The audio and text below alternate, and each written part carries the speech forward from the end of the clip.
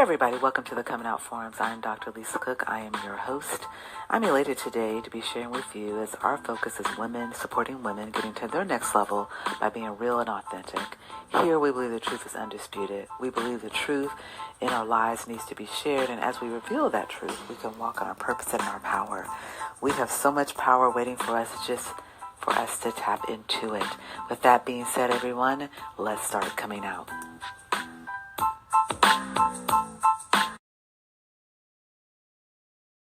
Excellent. Hey, everybody. Welcome back to the Coming Out Forums. I'm Dr. Lisa Cook, your host, and today we are ready to have what some may consider a provocative conversation around a topic of understanding and discussing the essence of femininity with my special guest today. And so I like to preface this conversation with my basic view of femininity. I think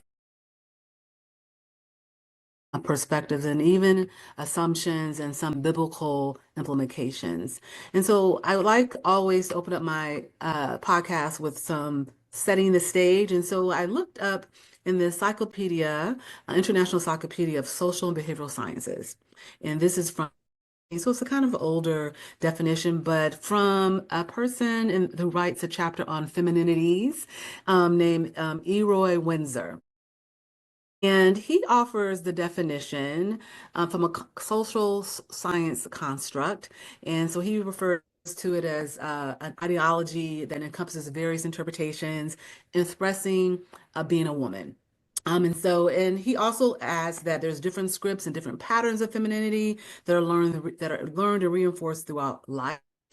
And various forms of different influences. And so with that being said, we're going to delve into this conversation today with our special guest, Cindy Jaimes. And Cindy is a transformational coach, an NLP practitioner, a co-founder of Conscious World Changers. She has over 20 years of experience in leadership, mindset training, psychology, energy work, and a deep passion for women empowerment. Cindy helps women break free from mental and emotional limitations that hold them back. And throughout breath work and shadow integration and Reiki, if I'm saying that correctly, Reiki and international mindset practices, she guides women to reconnect with their inner strength, embrace authenticity, and step into a life of abundance and alignment. And so her mission is to empower women to love themselves fully, transform their lives and families, and lead with purpose, one woman at a time. And so welcome to the Coming Out Forum, Cindy. We're so happy to have you here today. Hey, hello everybody that's watching. It's a pleasure being able to be here with you, Lisa. Thank you for Thank inviting you. me. You're welcome. We're excited to delve into this discussion today and just understand from your perspective and your experience the essence community. And so as you consider your station in life, your vocation, we describe it, you do in your bio, your intro, as a woman, a friend, a career woman, a wife, maybe a sister, daughter, and all those different positions that you may hold as you show up in the world today. Tell us from your personal standpoint, what is the essence of femininity? What does it mean to Okay. you? For me, what femininity means to me, and I think that is very unique to every single human being, female or male, right? I believe that it's being able to stay true to yourself, being able to tap into your intuition, and being able to be receptive and really allow yourself to feel your emotions and be able to learn from the emotions that arise. And with your intuition, being able to really step into your power, whether that is, your nurturing power, your sensuality power. Overall, I believe that femininity is a strength, not a weakness.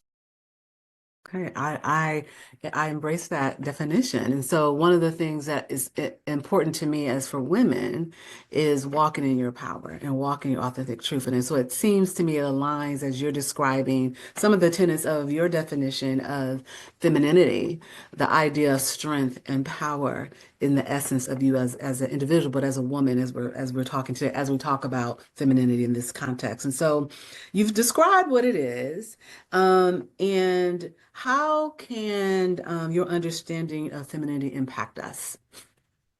How can it impact us? Well, I think my perception and how I think about femininity can help many women out there. Okay. In the sense of a lot of the times we are, I want to say, afraid of stepping into that feminine power. And I am here to just say that it's completely the opposite.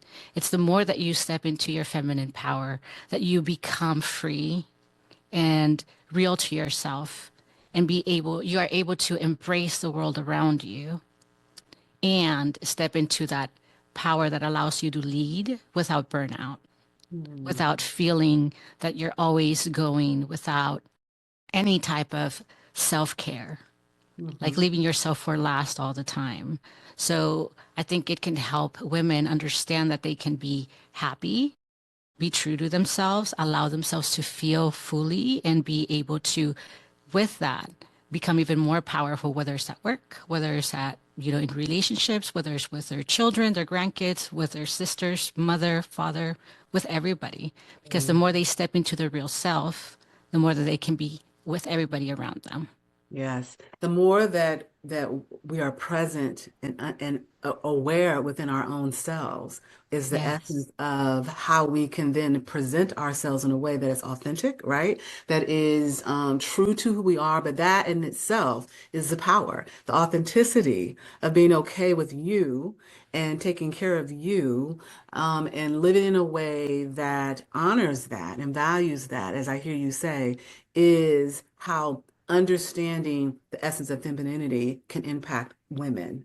Am I capturing what you? Definitely. Okay. And 100%. you Yes. mentioned lead without burnout. I'm sorry you're going to say something else, but you're leading. I want to talk a little bit more about that, but go ahead if there was something else you were going to say. No, I was just going to emphasize on that. And you're asking about like leading without burnout, right? Hmm. So sometimes we tend to think, and this is, I think, it's a perception that we create because we are in this, society kind of like sets a standard of like, you need to, if you want to become a very strong leader or be a CEO of a company, you need to step into that more masculine role, Hmm. right? And I don't think that's true for everybody. I think that you are able to be a very strong leader and doing that with grace, with your feminine side, being able to communicate with men in a way that they are receptive and that they want to work with you instead of seeing you as a threat or an opponent or somebody that they're competing with, for them to become your allies. And that cannot be in a way of like competition between men and women. Hmm. But if you step into leading with grace, actively listening to what they're saying, what people come to you for, and from your intuition of like what needs to be done, you do, the things that need to be done for in your career, then you're able to allow yourself to enjoy your career, enjoy what you're doing, because you're not feeling like you're in your the extreme of being in your masculine, which Hmm. it's exhausting in the long term. Yeah, you have several things that I have to come back to, and I try to write it down. So, one of the things I heard you say is that if we operate in a space of grace, and I want to know because I like to talk about what that practically looks like. And so if we operate in a state of grace, and I kind of take this from the workspace to whatever relationship, that's a work Hmm. relationship, personal relationship. And so we operate in grace as women in this feminine space, this femininity position and essence. The communication that we offer to men, you said, can be much more received and much more receptive and see them and they become your ally. I want to tap into that point that you talked about, and we'll come back to some other pieces. Can you talk more about that and practically what that looks like? Right. So you're just going to put a very extreme scenario up, like say that there's tension with coworkers, an employee or someone, and they are, I want to say, triggered. Hmm. They are not in their best emotional state, right? And sometimes we want to lead in the way of like facing force with force, Hmm. right? And I think that if we step into our, being graceful, we allow them to have their moment, and we allow some cooling down time to happen. And we think about how we are able to best communicate with this person, right? Mm-hmm. So that they can be receptive to what we're trying to say to them, what we're trying to communicate to them. So if Mm-hmm. we allow ourselves some time to just really, think about and feel what's the best way to approach this, we come up with like better ideas. That is not specifically with like trying to like, force with force, like fight with each other. Mm-hmm. It's more graceful. It's more okay. I understand that you are upset and that this is the scenario, whatever scenario that could be. And I want to understand from your point of view, you know, what is it that we need to do? Mm-hmm. Because I want to hear you. And Mm-hmm. then I want to communicate a couple things that I would like to share with you as well. And then Mm-hmm. from that space, you guys just come together Mm-hmm. Mm-hmm. and understand each other. And you are able to even have more vulnerable conversations that maybe the issue at hand is not the actual issue. Mm-hmm. There's something underneath that that's happening. But this was just the one point that kind of triggers Yeah. whatever situation happens, right? So I think Yes. that is what I mean. That's what I mean when it's like leading with grace, Mm-hmm. being in that, allowing yourself that you do not have to have an answer in that split second when Mm-hmm. things are, kind of going out of proportion. You Mm-hmm. can have and allow yourself to, you know, retrieve yourself from that situation and think about it before you proceed to saying anything or responding. So Yes. instead of being reactive, Yes. like really thinking about how you want to respond to this situation. Mm. That So allows you time. that is interesting. It speaks to, well, a couple things come to mind as you're describing it. It speaks to, as a clinician, I'm a clinical professional counselor. It speaks to one of the what we call dialectic behavioral therapy, one of the interventions around called rest. It really is like the idea of relax, right? Under like evaluate what's actually happening. Is it really what you think it is? Is it something bigger or smaller? Do you have to solve this problem in this moment? Then set an intention, how you're going to respond, and then the last part of it is action. But I thought, so that's like a paradigm, as you're Mm-hmm. describing a paradigm of how to use grace and to, slow down, not be reactive, ask the question, understand that there may be something else happening, listening to what's being said, and then taking space to. I have some things I want to share as well. Can we talk about those things? As you describe that paradigm, my thought says, because we're trying to get to this essence of femininity. What if I'm just not, like you mentioned listening to my intuition. I don't know if I can hear myself clearly, right? And if I don't have the emotional intelligence, I have the emotional awareness to be able to not react, what do I do? And so I'm thinking about, while we have the goal, as you're describing, operating in this space of grace and power, but we have, well, we're not there yet, right? Right. We're in the beginning of Mm-hmm. this journey. And so I want to kind of just set a pin in how do we help women? And first of all, hear their intuition and trust it. Because in order for me to be the essence of me, I got to believe what I'm hearing myself say as true and factual, right? And understand that. Now, some things we think may not always be that case, but I have to really trust myself at that higher level. Mm-hmm. And so that intuition, as you're talking about, and then the self-awareness that it takes to Right. hear and respond. So can we take a pen and just stop there for a second? Talk to me about how you coach and help women understand that piece. Well, when it comes to being able to develop self-awareness, right? And being able to, I want to say, just really heal. Mm-hmm. And the reason why I'm saying healing, it's because in order for you to trust yourself, there has to be a healing journey that needs to happen. And a lot of the times we are in this fight and flight mode, reacting to everything because we have not healed that part of ourselves that allows us to trust our intuition, right? So how is it that I help women go through this process is we first start with that part. It's healing. like understanding our behavior, our beliefs, and where did we create all of that?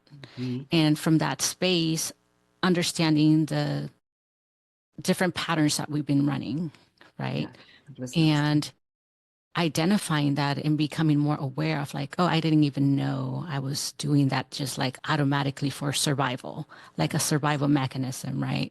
Mhm. So as I help women go through that process, they become more self-aware. And it's not something that happens overnight, Correct. Yeah. right? Because we practice these beliefs, these patterns for many, many years. A lot of the women I work with, they have been running the patterns for like 20, 30 plus years. So, Yes. and they start recognizing the patterns, and it takes time. It takes Mhm. time to break those patterns and to identify the beliefs that are no longer serving them, Yeah. right? Because a lot of the times we do a lot of things subconsciously due to survival. Yeah. We just want to survive. We just want to, you know, make it through the day. We just want to make it through the month and be able to like, you know, fulfill our financial needs, our emotional needs. And we're just going, going, going, Mhm. right? And Mhm. it's all a survival mechanism without allowing ourselves to fully live and Yes. trust ourselves that taking time for yourself to fully heal, it's going to pay out like two, three times fold Yeah. because you will see and reap the benefits of long, the long time journey of like healing. Healing never stops. We heal in layers. Yes. Agreed. So we will face those layers as we're ready to Mhm. process them, right? It's going to be little steps at the beginning, and then more things will come up that we Mhm. can evolve in and Yeah. transform in. So that is how I help women deal with that and be able to trust themselves. As they get to know themselves more, the more Yes. that they're able to trust themselves and understand, okay, well, this belief doesn't come from me, or I didn't choose this belief, right? Yeah. But I can definitely decide if this belief is something I want to keep or not. Yeah. Listen, you're speaking my language. For one, personally, I've had my own healing journey, and I agree with you wholeheartedly with the idea of understanding the narratives. I call it the default programming. You know, like when you go to the doctor and they hit your knee with that little whatever that thing is, and your knee is reflexively, bouncing back. That's kind of like that wiring before you understand that you're just in survival mode, like that. You're Right. just operating that default. Anything comes up is, and it could be the inner child stuff. It could be trauma. It could be a myriad of things that you're just trying to survive. You're just trying to make it, as you indicated, through the day, through the month, through the year. And so having that real, what I call a place of awareness, and I call it a retrospective reflective analysis. I was doing my research. I thought, hey, I'm going to become the research student of myself. And so really like digging in to know me, because I think that's the issue here. If I don't know me, I don't know what I want, what I need, I don't understand what my voice is saying, how can I heal and how can I hear me? And so, yeah, you're speaking my language, the idea of the intuition becomes louder and stronger, and you trust it as you have healed some of those initial layers. And you're right, it's an evolution of transformation if you allow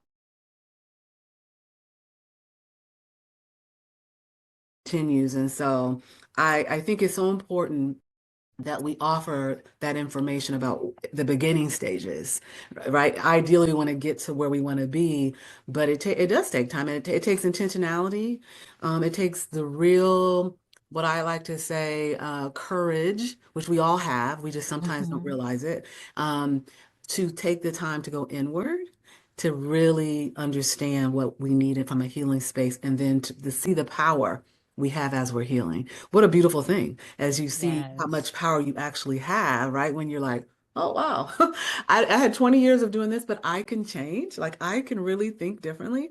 And so this idea, as for the listeners, this essence of femininity it is about this space of healing, but it is about this space of understanding the essence and the uniqueness and the power that you possess as a woman, as an individual, but we're talking about women in this context, that Yes. you have when you walk through this journey and this process. So you're speaking my language, Cindy. I'm loving it.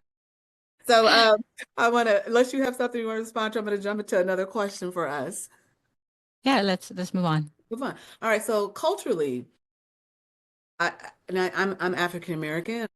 My assumption is you have Latino is Latina, Latina, Latina, yes. and so I think culturally, from my background, maybe your background, maybe someone's a Caucasian, so maybe someone's Asian. The idea of femininity probably shows up differently. And so, have you done any research from those lenses and approaches? What would you offer from that?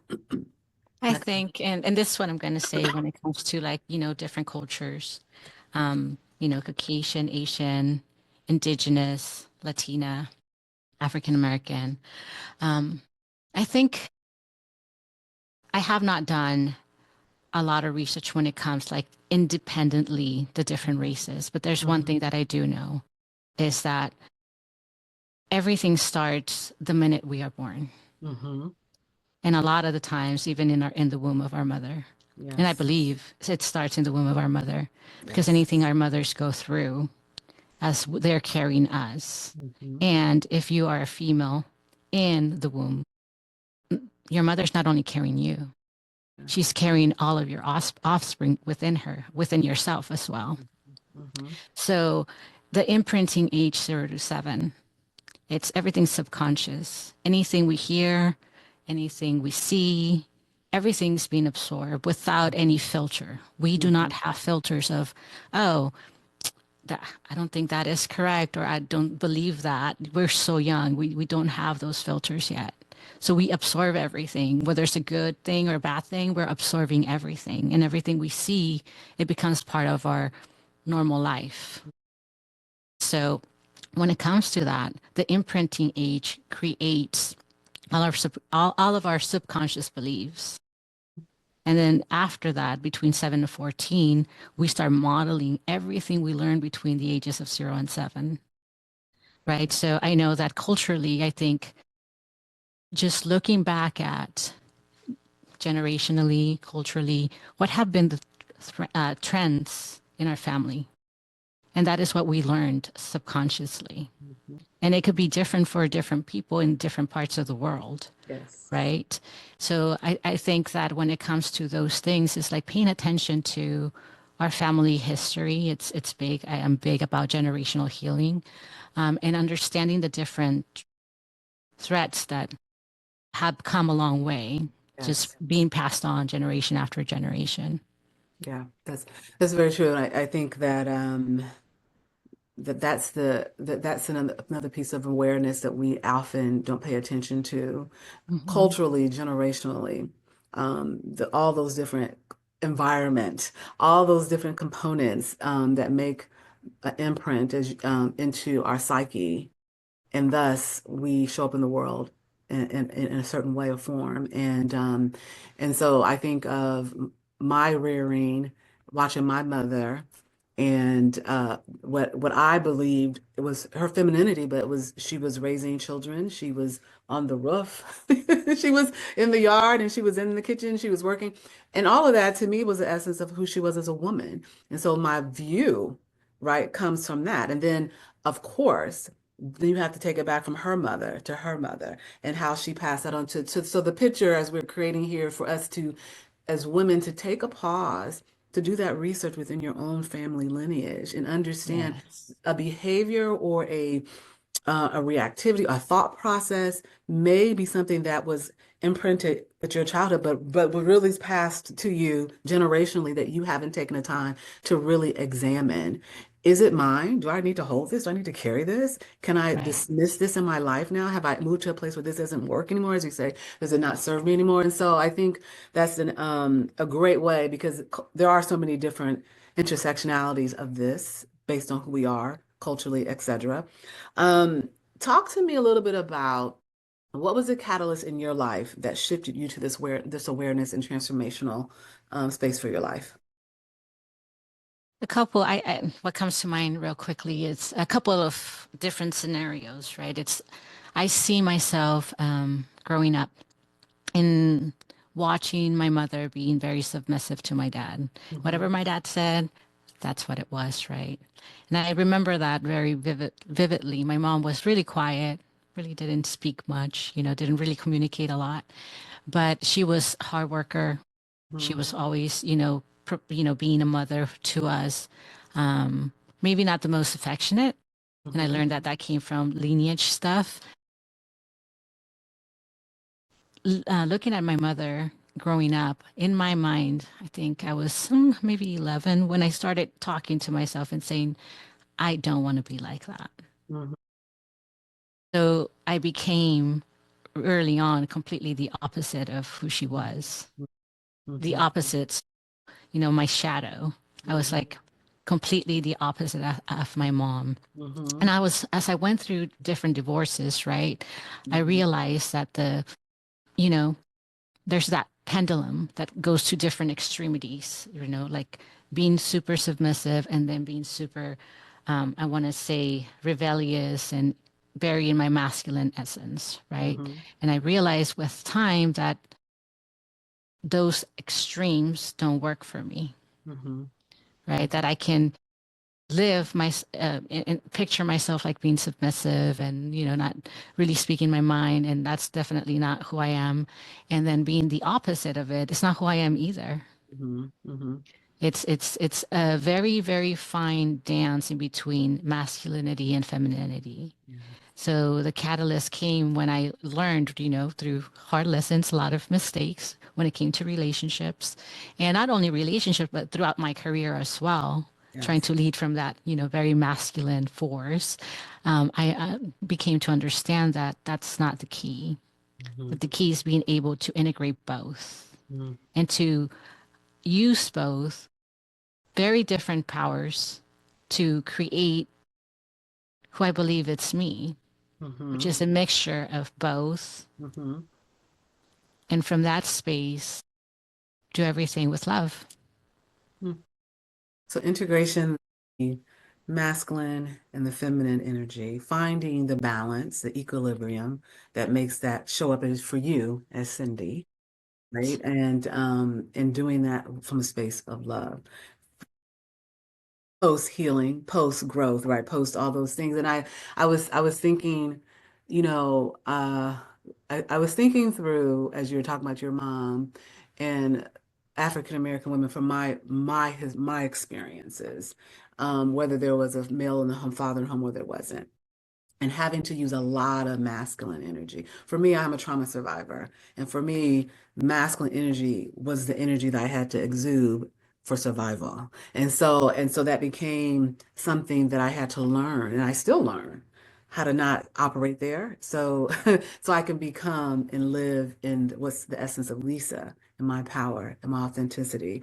And when I find for me is when I'm able to be vulnerable at my truest self and express my true self, that's my femininity. Because if not, I'm operating in a masculine energy of, okay, where is the whole other person, manifestation of, and that's not really who I am. That's a mask. And I say this for others who are listening, understand what is the mask. Now, I may need to operate in some masculine energy, but when I'm at the extreme of that, that is a place of protection, defense, and that's a mask. That's not me. And so as you're describing how you got the catalyst for you is early on. And I wrote that down. I wonder how many of us have said, I don't want to be like my mom. Like, I don't want to be like my mom. You're like, I don't want to be like have that conversation, but not really knowing what that meant for you. But you had that Right. conversation and you tried to be different, not understanding to the depths as you described print, for us as women operating in this. I'm hearing you describe it, but I don't know if you want to add more to it about what is the blueprint or for us to operate in this space of femininity. When it comes to having a blueprint, I think everybody's blueprint's unique. I do Yes. think that there are certain principles that do exist, right? Like being receptive, um, trusting your intuition, and creation. We're creators, Mm-hmm. right? We are the only, only women can have children, Mm-hmm. right? So I think that there is not like there's not a one size fits all approach. It's about discovering what feels right for you, and that allows you, like you said, be being your authentic self. So stepping into that, what does that look like for you? And that looks Mhm. like that looks different for different people, different women, right? It could be different um, when they're at work, and it could be Mhm. different when they're in a relationship. So it's very, Mhm. very unique when it comes to having a blueprint. And that blueprint, you could only find it as you do your healing and as you understand what makes you fully be able to express and feel your emotions Yeah. and allow yourself to just like feel alive again, Mhm. right? Yeah. Instead of like what you mentioned earlier, which is, putting that mask on how is it that I believe people, how I want to be perceived by other people. Mhm. And playing that pretend role of like, well, this is who I am, and trying to earn respect or whatever it is, feeling safe with that mask that you talked about earlier. But I think it has to do with like identifying what is your own blueprint of your own femininity. Yeah, I agree with that. I think I would add to just the idea of um, as people and dealing with whatever we might have had as children, and if there was anything that didn't feel safe, it didn't feel secure, it's finding that space of security within, whether it's through your faith, whether it's through, it's finding that security and safety within your person, right? That allows you, as we talk about, if I feel safe within myself, I feel secure, I'm a much more amenable to be receptive. I'm much more able to reconnect with my emotions in a way that I can actually be present with them versus avoiding them or pushing them right off somewhere and not be afraid that my emotions will just do this number on me that I can't handle. And, as you talked about intuition, we talked about that healing point, but then I like the point of creation and understanding that you can create within yourself, the trueness of yourself, in really understanding what that is and what that looks like for you. And so, as a listening audience, is that there's no one size fits all. This is personal, unique to you, which to me makes it that much more powerful because it Yes. is your story. It is you showing up in the world in your most strongest, authentic, vulnerable, truest self and how that lives for you. And so as I was thinking about the next question about the intersection between women in different roles, I feel like you've answered that question, but if you feel like there's something else you want to add to that, please, you can, Cindy. When you ask about the different roles, what do you exactly mean? So we know we could be in the professional world, or we could be a homemaker, we could be we don't work at all, and different we may be something we may be struggling to figure out, what's our agency as far as employment and things like that. So in those different perspectives, what do you think, how do you help a woman that's trying to understand her essence of femininity? When it comes to those different perspectives, whether we are professional women, if we are a homemaker or somebody that just, decides not to work at all, right? I think it comes to purpose. I think it comes down to like, what's your purpose here on this planet and for your life? Like, what do you see yourself? And as long as you understand and tap into the purpose for you and your life and how that makes you happy, you understand your role, and not only your role, but then also like the essence that you want to portray with that. You create yourself, right? You create yourself to whatever you want to become, right? If you want to be someone that, is a homemaker and is there to nurture your kids and the children of your children, then that is your role. That is what you want to leave Mhm. generationally to your family, right? And that's completely fine. But as long as you are happy with what you're doing and what your purpose is, then I think that is, the most important thing. It's being able to like find that purpose within you. It doesn't matter what you do. Mhm. You could be a janitor, you could be a teacher, you can be anybody. Yeah. And as long as you find that purpose within you and, being able to enjoy what you do and more than anything, who you're being. Mhm. Yeah, thank you. Thank you for that. Now, we mentioned earlier a little bit about submission. And I wanted to talk about how can we understand the difference between submission and surrender to help us grow and empower our femininity. Yeah, so at least from how I see it, right? Submission for me, it's a little bit more of like giving up your power. Giving up your power for different situations, different reasons, a lot of the times because you feel like there's a responsibility or an obligation to others, then Mhm. you just submit to whatever, that could be. Mhm. But when it comes to surrendering, I think it's very different because surrendering is more about trusting. Mhm. It's more of a empowered choice to trust and allow space for yourself and others. So surrendering, trusting that, as things come and I think as things go, there's going to be always a lesson, a Mhm. opportunity for growth. And surrendering is more like, in my mind, it's more like giving up or just like completely giving up on yourself more than anything. Mhm. Are you saying surrendering, giving up on yourself as a positive or as a negative? The last So point no, you made. no, okay, so surrendering is more of like trust. When it comes to Trust. Okay. submission, it's more like giving up. Okay. Okay. Clarifying that. So yes, so submission is you're giving up to someone else's power or some other obligation, some other thing that you think you need to do, which is not probably true to yourself. And Hmm. then surrendering is a trust and I heard you say an empowered choice to surrender to something that aligns with what you believe is right for you. Would that Right. capture? A Okay. hundred, And yes. so as you look at the differences, and so as a woman who is enduring, a situation that may feel hopeless in their lives and needing to express their needs and vulnerability and find strength, what does that look like? And as we talk about this conversation around femininity, how does that look practically for them? I think first of all, any women out there going through like hard situations, um, I think the first step is accepting where you're at and knowing that you're not alone.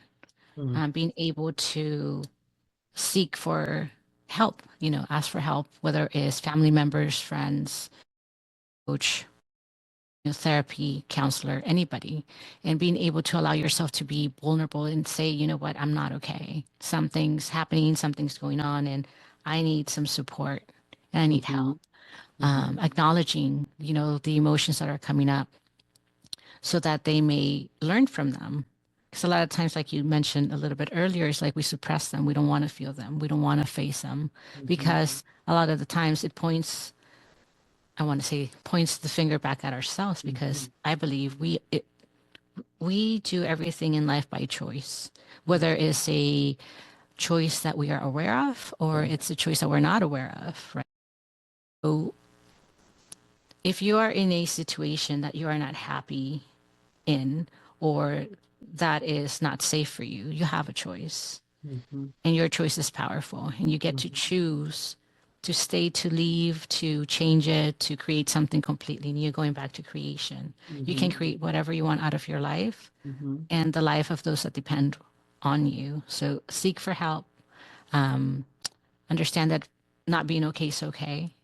And mhm. we all need support at some point in life, early or later, we all need each other, helping each other. We can grow together. Yeah. I like that. My partner says that every day you have a chance and a choice. And so the idea of if you are in a hopeless situation is if you can come to a place of accepting that reality versus fighting against it. And there is the truth behind the idea that we choose every day. When I do therapy, I tell my clients, I'm like, well, you're not just like things are not just happening to you. You are choosing and but you just don't see the power of your choice. You haven't seen that that choice isn't working and you can take a Right. different route. You can make a different choice. And so that's so true that we don't realize we make decisions every day, all day long because we're choosing and we're operating in that place. But some things are so robotically happening around us because again, we've just been, living through life without being present in life. And so it doesn't feel like we're choosing. it feels Right, like life right, is happening to us.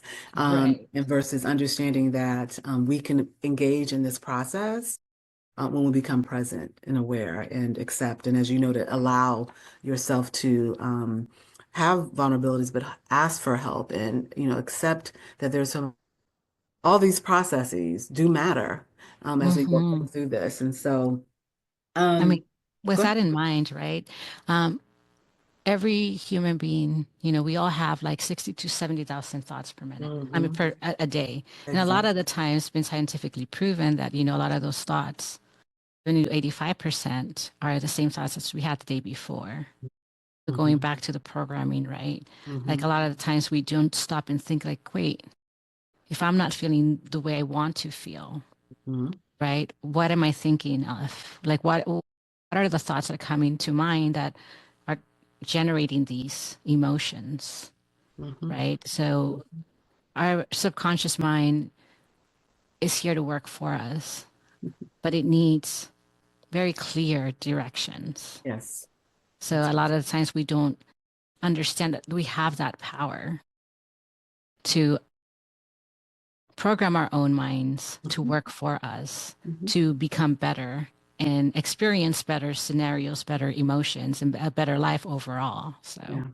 That's so true. The amygdala, which is what we are known from the fight or flight response in our brain, and also our associations with our frontal cortex. So there's all these parts mhm, of our brain, the wiring that happens through, the neurocircuitry of our brains, to the point of what we're saying here. You might have had a programming that you're living and operating from, but you have the ability. That's the beauty of the creation, the malleability of our brains, that we have the ability to rewire, to reset those associations that we have.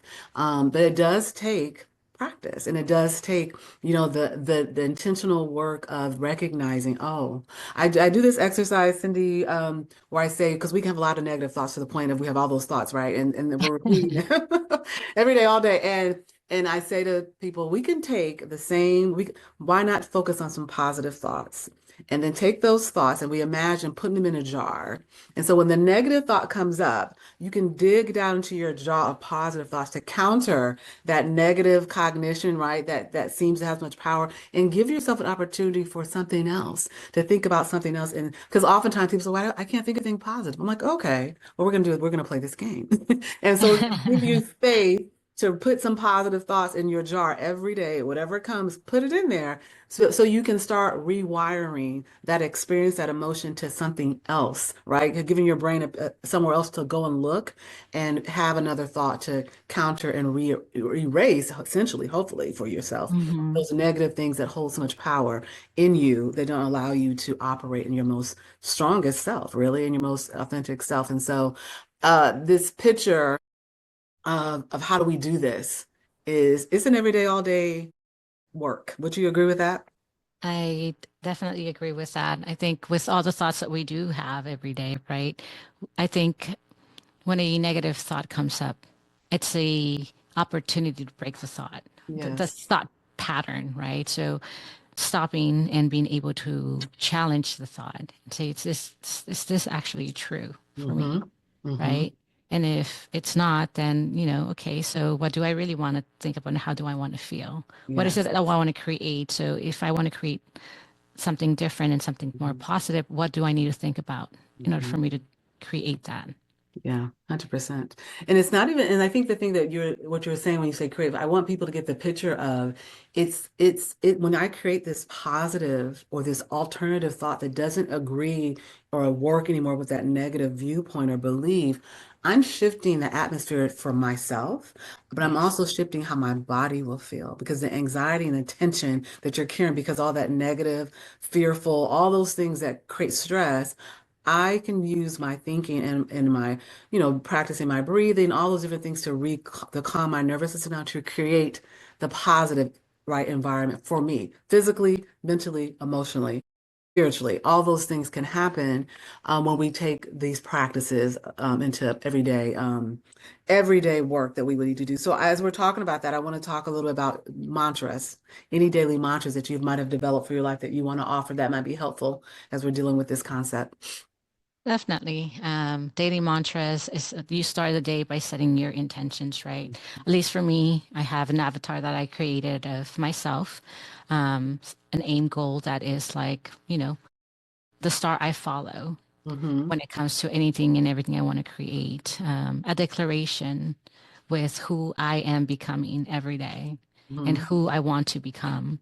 I know who I am, Mm-hmm. and aside of who I am, I'm always evolving.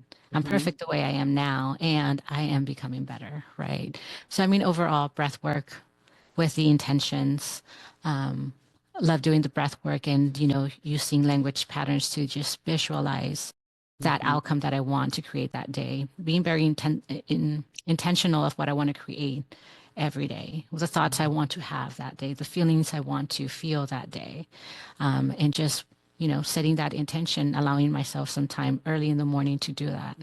Then after that, I, take care of my physical body, go work out, and then come back. And with all of that clarity already and Mm-hmm. energy, already boosted, then I create the rest of my day from that space. So what I hear you saying is each day is an opportunity to create how you want to be in the day, and setting the intentions around that, the visualization, the breath work, really allowing yourself to get into this space. And I like how you described, you set declarations, and so this is the power of language.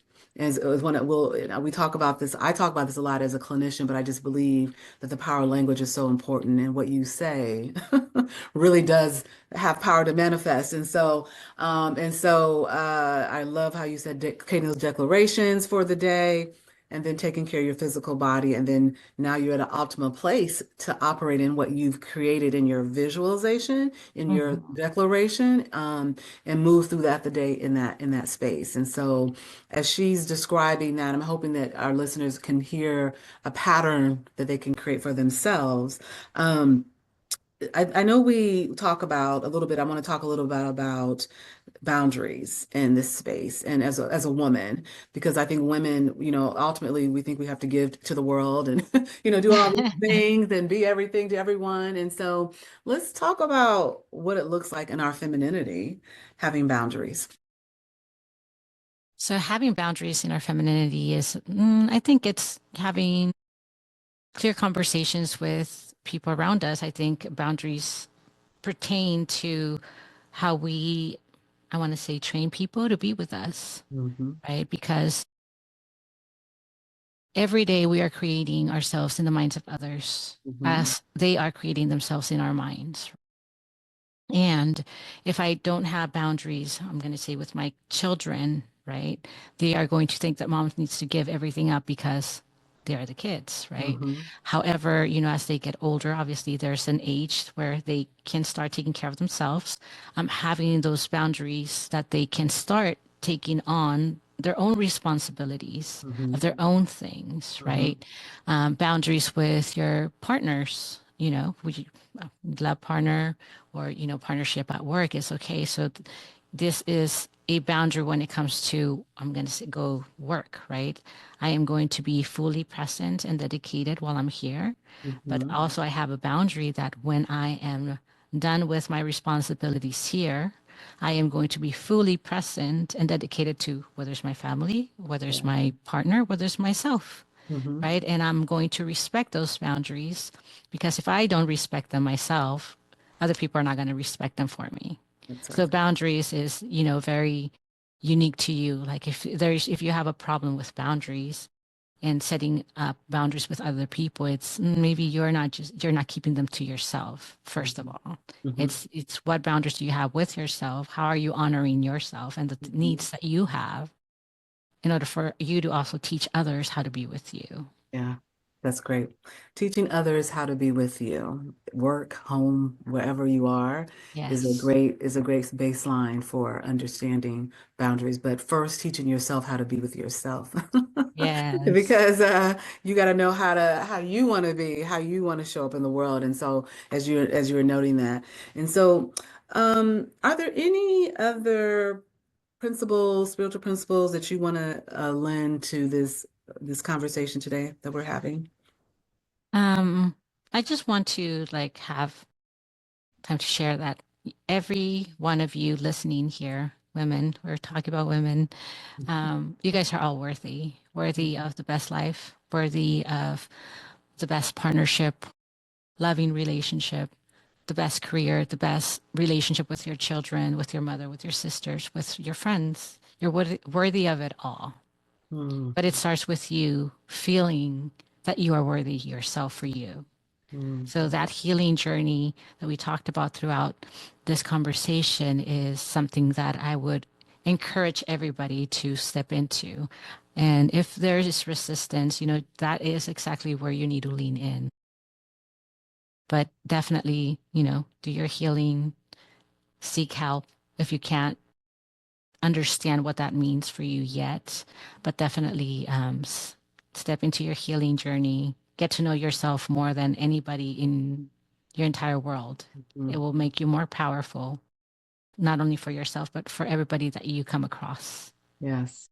What a beautiful synopsis to what we've been talking about is to recognize your worthiness, to recognize your value, to recognize how you should honor you, and whatever the life that you want to have, the legacy, as I always say, life impact that you want to make, you actually can do that. But the belief of worth can have it. So thank you as you have ushered that into the listening ears of our listeners today. I always close with this question. I'd like to ask everyone, what brings you laughter? What brings you joy? Family. Family. Family brings me joy. My grandkids bring me joy. Love overall. I think love for humanity, love for myself, love for everybody in this world that I come across with is it's my fire. That's what brings me joy is it's being able to love fully um, everybody that I get to know and understanding, meeting them where they're at, right? Meeting them where they're at, and if anybody out there, it's you know needing for any type of to somebody to for them to be listened by. I would love to just gift a free 20-minute call with me. I'll give you the link, Lisa. Whoever you feel like could be have a use for that would be great. Oh, most definitely. If you're listening today and if you want have an opportunity to connect with Cindy James, she is a transformational NLP certified coach. She has been doing this work with women, helping women step into their power and empower themselves to live in the essence of their femininity and live in the essence of their power, live in their authentic self. And so you can actually say the link if you want to say it right now, Cindy, and then I'll definitely send it out. So do you have to Yeah, share the link? I'm going to go ahead and send out, give you the link for just booking a call with me. Okay. But you can definitely find it, whether it's in Conscious World Changers at consciousworldchangers.com or cindyjamescoaching.com as well. You can find it there as well. Perfect. So please, if you want to have coaching with Cindy, reach out to her. I think that you're going to find a wonderful, rejuvenating experience. And so I will share the link for a call with her, 20-minute, free 20-minute call. Is that right, Cindy? 20 to Um, 40 minutes, depending on the situation. Yes. Okay. I will send that out when we send out our podcast. And so today we've been talking to Cindy James, and we've been talking about the essence of femininity. And I hope that through this conversation that you were able to grab some real insights, nuggets, truths, practicalities that you can take into your life today to really start with this understanding of who am I and how do I want to show up in the world and this real true awareness of self, but to understand when you can heal, when you can trust your intuition, when you can understand the power of being receptive and understand the power of your creation that you can create in every sense of your life, then you can have this space to operate in the essence of femininity. Now, we know it looks different from everyone. It's unique to you. It's unique to your culture, your experiences. But I want and I hope and pray that we take some time as women to pause and do some, as I call analysis, reflective analysis, because our generational lineage is so important to how we show up today. And really taking the time to understand that can help us grow in our essence of femininity and essence of women and essence of our power. And so Cindy has brought so much today. I'm trying to highlight it all in these last few seconds. It's a lot to cover, but listen to the podcast. As I always say, as I always close, we thank you for joining us today, Cindy. It's been a pleasure. We are so honored by your experience in your life and your journey and what you shared today. And for all of us, as we close out, as I always say, peace.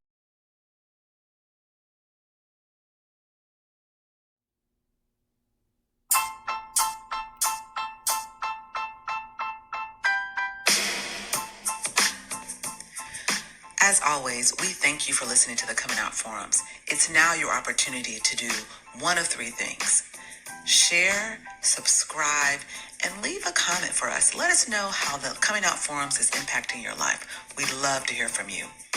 As I always say, peace.